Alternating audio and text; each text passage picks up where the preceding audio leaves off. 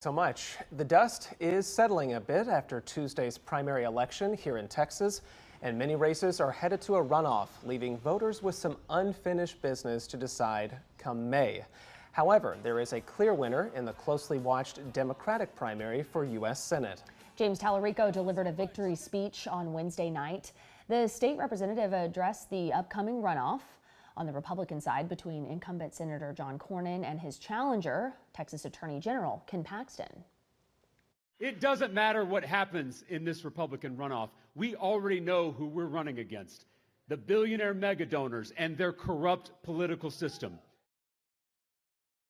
So zooming out just a little bit, we would like to provide some analysis about what happened during the Texas primary with two former state lawmakers who are familiar faces to all of us here at KXAN. We're joined today by Dennis Bonnen, a former Texas House Speaker who represented Southeast Texas, and Mark Strama, who previously served as a Democratic state representative here in the Austin area. Dennis and Mark, welcome back to you both. Good to see you.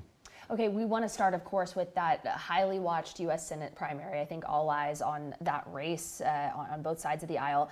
Mark, we understand you attended James Tallarico's watch party there on election night. Give us some insight. Why do you think he ended up winning the contest over Congresswoman Jasmine Crockett? Yeah, you said you invited us here for analysis. My analysis in that race is not unbiased. I've known James since he was 15 years old as a volunteer in my campaigns when I ran for office. He was the underdog in that race. I always thought he was going to win, but I wasn't sure because Jasmine Crockett was a formidable candidate with high name recognition, popular with the base, incredibly strong support in the African American community. James assembled a coalition.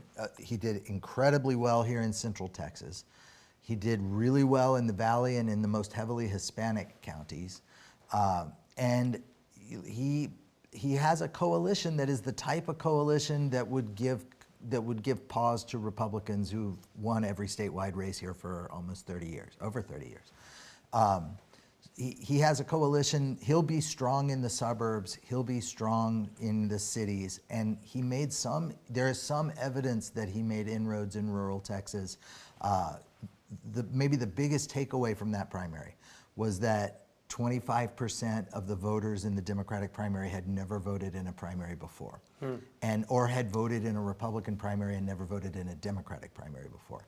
And that's a really positive indicator when you're still 7 months out from the general election. Yeah, we want to turn to turnout in just a bit, but Dennis, I want to get your opinion. Just sticking with the Democrats first, I kind of want to get your thoughts about what you're hearing from your Republican friends and former colleagues at the Texas legislature about Tallarico winning that nomination. Well, it's impressive. I mean, but look, I see it slightly different. I think both would have been challenging in November. I think there's a reason Democrats think Tallarico is more of an opportunity than maybe Jasmine Crockett, but I think they both had an ability to energize a certain part of their party that maybe wasn't energized at other times. But I also think they both have issues that will be discussed in November. They ran a good, clean race with each other, and they didn't really attack much. But Tallarico's comments about we're going to be running against those billionaires. Well, Jasmine Crockett had her own ad talking about the fact that James Tallarico is funded by the billionaires with his C4s and what have you. So they barely touched the surface with each other. I think you're going to find that there are issues that he's going to be vulnerable on. I think people, because she'd been more of a national figure, so people knew more obviously Jasmine Crockett's vulnerabilities in November. I think they're not aware of some of the vulnerabilities that James Tallarico will have. Yeah. We want to turn now, if we can, to the Republican side of this race. Obviously, a lot to discuss there. We'll note for our audience, if they have not seen, President Trump is teasing an endorsement of one of these two candidates locked in this primary runoff. He also said he would be calling for the other candidate to drop out immediately. We're starting to hear reaction to that. But Dennis, what's your reaction to that? I shouldn't laugh, but it's just kind of awesome. I mean, like only Donald Trump would be like, I'm going to endorse somebody, but no, that's not quite good enough. I'm going to even try and gut you further until you get out. Yeah. Wow. What would make it funnier is if he said, before I decide which of you I endorse, you must commit to me that you will get out. if you don't get my endorsement. Oh, that's what actually, do they say yeah, then? no, that's Right? pretty strong. Yeah, and so, but I think the endorsement from Trump is powerful. I think, and it's where they're smart, I think and I'm going to tell the other to get out, is just gutting. And I think it's really hard to run a campaign. They'll be able to do it if they choose, whoever ends up on either side of that. But it's a powerful statement to Do you say think get either out. of them would get out if they That's didn't my get the big endorsement? thought too. I mean, do you think that would effectively just don't end the see how runoff they race would. though? No, I don't. Look, I also think there's like a 5-10% chance it could backfire. I mean, I could Yeah, also see I agree. where people go, well, hold on.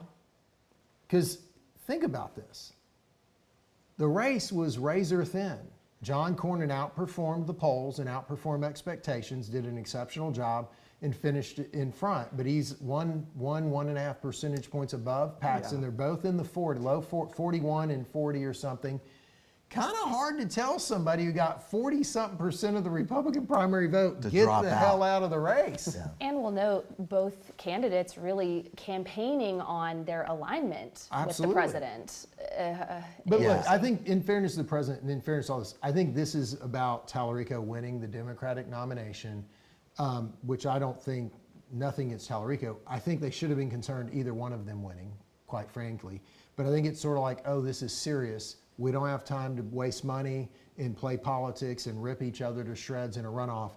One of you is going to be it, and the other one's going to get out of the way, and we're not going to do this to ourselves. The runoff is costly. It delays their ability to pivot toward the general election. That's a big advantage for Tallarico at this point. That dynamic is true on the Democratic side in some of the down-ballot statewide races.